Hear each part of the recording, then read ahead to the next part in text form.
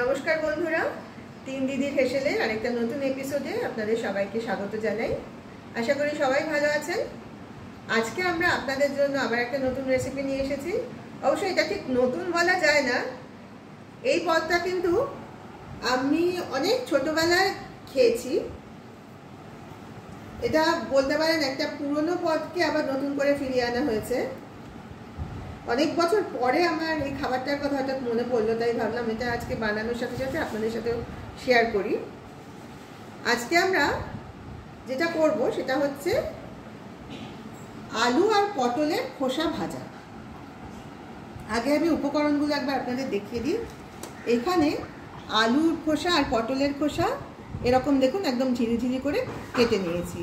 শুধু একটা কথা বলে রাখি, আপনারা যদি এই পদটা রান্না করতে চান তখন কিন্তু খোসাগুলো ছাড়ানোর সময় একটু মোটা করে ছাড়াবেন। এখানে নিয়েছি এই 5টা মতো কাঁচা লঙ্কা, একদম সরু সরু করে কুচিয়ে নিয়েছি। আছে হলুদ গুঁড়ো, কালো জিরে, লঙ্কার গুঁড়ো, কিছুটা পোস্তর দানা, নুন, চিনি, আর এখানে আছে বেসন আর চালের গুঁড়ো। এই সামান্য কিছু উপকরণ দিয়ে কিন্তু এই অসাধারণ স্বাদের রেসিপিটা আমরা বানাবো। তাহলে চলুন শুরু করা যাক। এই আলু পটলের খোসাটা তো আমরা আগেই ভালোভাবে ধুয়ে কেটে রেখেছি। এবার এর সাথে কিছু উপকরণ আমরা মিশিয়ে নেব। এই কুচিয়ে রাখা লঙ্কাগুলো দিয়ে দিলাম,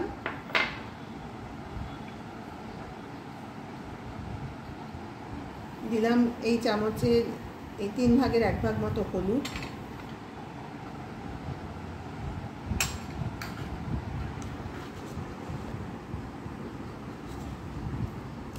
এই 3 ভাগের 1 ভাগ মতো কালো জিরে দিলাম,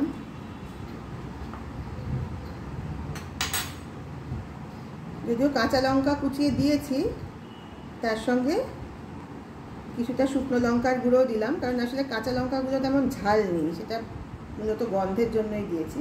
তবে ঝালটা আপনারা আপনাদের পছন্দ মতোই দেবেন। এবার দেব নুন,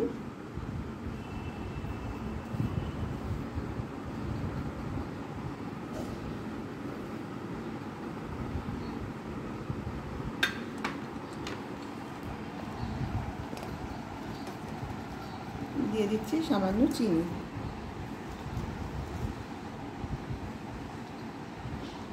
এবার বেসন আর চালের গুঁড়োটা দেবো। আপনারা একটা জিনিস মাথায় রাখবেন, বেসনের থেকে কিন্তু চালের গুঁড়োর পরিমাণটা বেশি দিতে হবে, তাহলে জিনিসটা ভালো মুচমুচে হবে।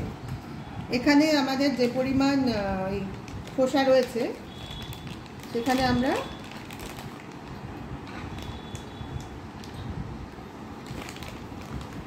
প্রথমে বেসনটা দিচ্ছি, এই 4 চামচ মতো বেসন দিচ্ছি।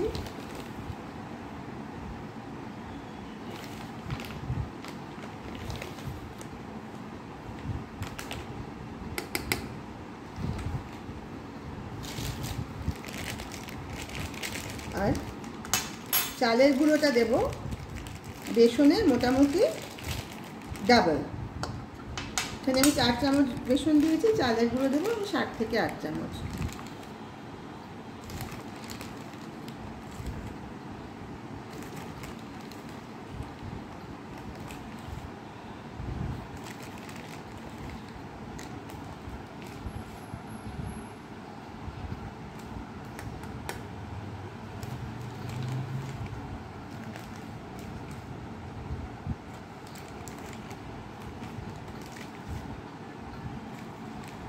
এবার এই সব উপকরণগুলো খুব ভালোভাবে মেখে নেব, যাতে সব মশলাগুলো এই খোসার গায়ে ভালোভাবে লেগে যায়।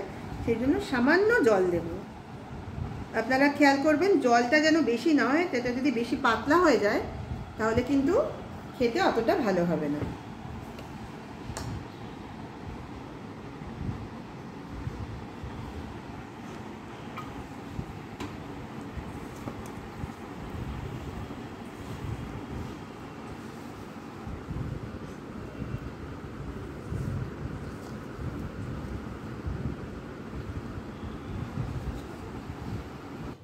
আমরা এবার রান্নাঘরে এসে গ্যাস জ্বেলে গ্যাসের উপর কড়াইটা বসিয়ে দিয়েছি।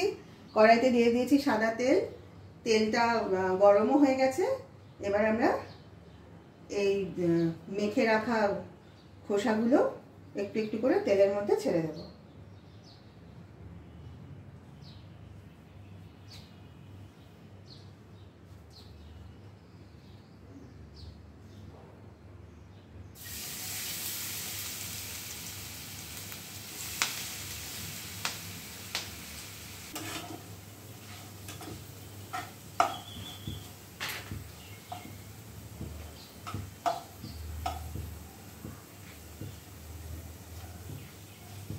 এই যে দেখুন চলে এসেছে আমাদের আজকের রেসিপি, এই দারুণ মুচমুচে আলু পটলের খোসা ভাজা।